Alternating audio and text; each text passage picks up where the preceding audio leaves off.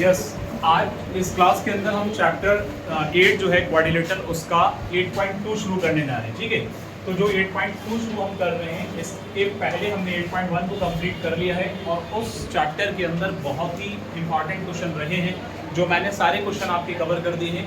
जितने बच्चों ने वो क्लास स्किप किए हैं वो हमने आगे चल करके रिवाइज कराएंगे। वन शॉट एक कंप्लीट वीडियो चैप्टर 8 की बनाएंगे तो उसमें आप वहाँ से कवर कर सकते हैं। ठीक है, फिलहाल 8.2 को शुरू कर रहे हैं। इसका क्वेश्चन नंबर 1 है ABCD is a quadrilateral in which P, Q, R and S are the mid points of the sides AB, BC and CD, DA। सही है। यहाँ आपके सामने चार साइड्स हैं, यहाँ आपके सामने चार साइड्स हैं जो AB, BC और CD और DA। इसके अंदर AB का मिड पॉइंट आपके सामने P के सभी बच्चे फोकस करें, उफरान बोर्ड पूरा फोकस करें। और BC का मिड पॉइंट Q है, CD का मिड पॉइंट R है कहाँ, और आपका यहाँ पर AD का मिड पॉइंट S है। हालांकि मिड पॉइंट थ्योरम के अंदर हम लोग पढ़ चुके हैं। मिड पॉइंट थ्योरम में हमने ये पढ़ा था, एक बार मैं थोड़ा सा बता देता हूँ। अगर कोई किसी ट्रायंगल में कोई मिड पॉइंट होता है, फॉर एग्जांपल कि इस तरह से आपका एक ट्रायंगल है, मैंने बनाया A, B एंड C। अब यहाँ इसका मिड पॉइंट आपका ये D है और इसका मिड पॉइंट ये E है। तो मिड पॉइंट थ्योरम ये कहती है कि यहाँ D से जब हम E को ज्वाइन करते हैं तो यहाँ पर क्या होता है कि ये ज्वाइन करने का, यानी अगर ये मिड पॉइंट है इस लाइन का और ये मिड पॉइंट इस लाइन का, तो DE जो है वो आपका पैरेलल होगा तीसरी लाइन के, क्योंकि ये मिड पॉइंट दो लाइन के हैं।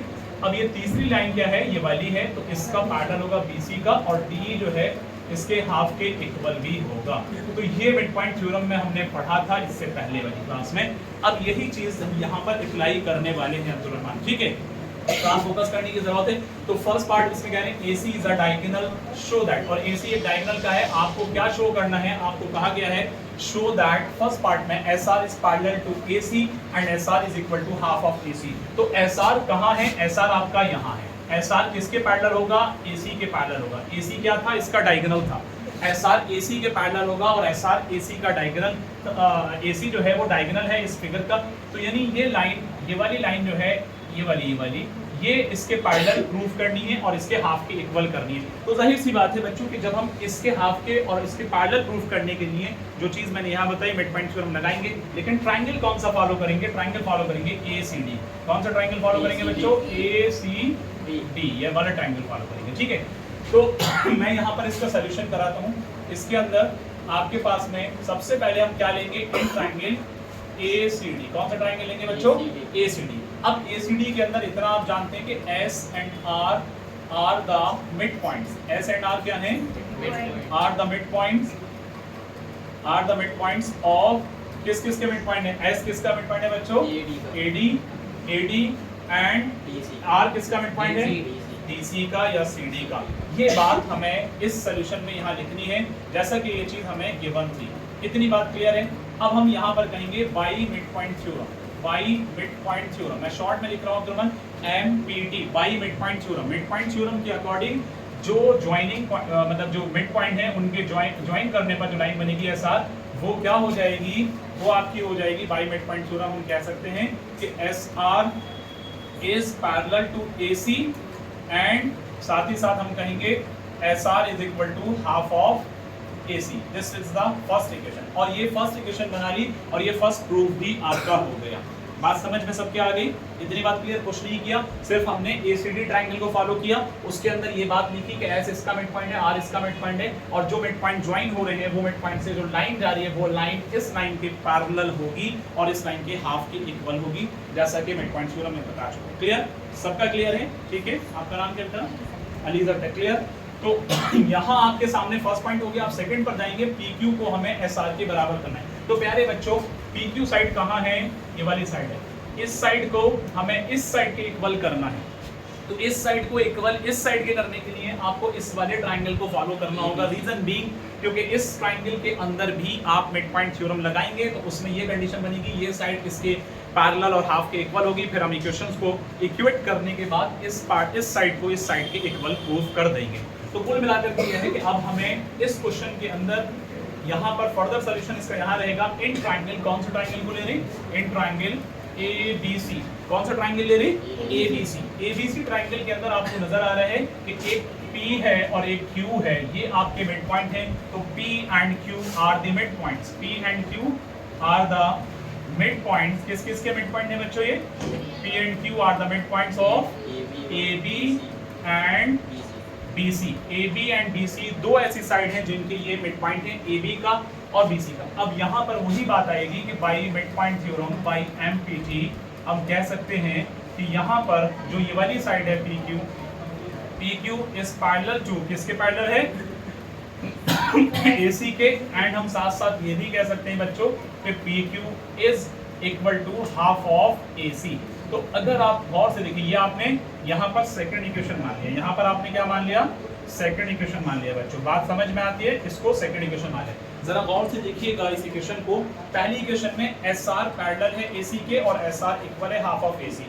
दूसरी इक्वेशन में PQ पैरेलल है AC के और PQ हाफ ऑफ AC के है। बात समझ में आ गई?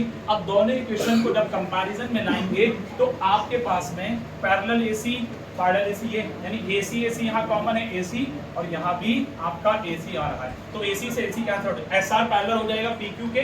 एक बात। दूसरी बात कि SR is equal to half of AC, PQ is equal to half of AC। Half of AC से हाफ ऑफ AC गया बच्चों, क्या बचा? SR is equal to PQ हो जाएगा। तो जब यहाँ थोड़ा जगह नहीं है, मैं इधर कर देता हूँ।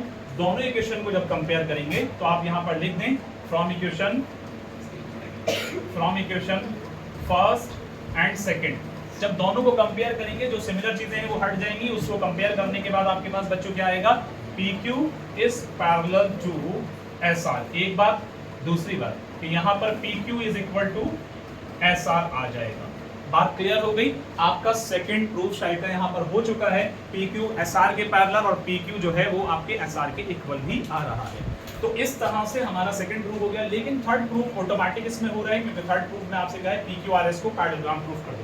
तो बच्चों आप लोग जानते हैं किसी भी क्वाड्रिलेटरल के अंदर जब एक पेयर पैरेलल और इक्वल हो जाता है तो वहां पर वो क्वाड्रिलेटरल आपका पैरेललोग्राम हो जाता है। तो हम यहाँ पर कहेंगे PQ is parallel SR and PQ is parallel to SR equal to SR। तो PQRS is a parallelogram। Reason क्या है? रीजन मैंने आपको बताया कि इस PQRS का एक पेयर पैरेलल और एक पेयर इक्वल भी हो गया है, जिसके बिहाफ पे हम कह सकते हैं कि PQRS आपका पैरेललोग्राम हो जाएगा। तो बस इसके लिए आप यहाँ पर इतना लिखेंगे।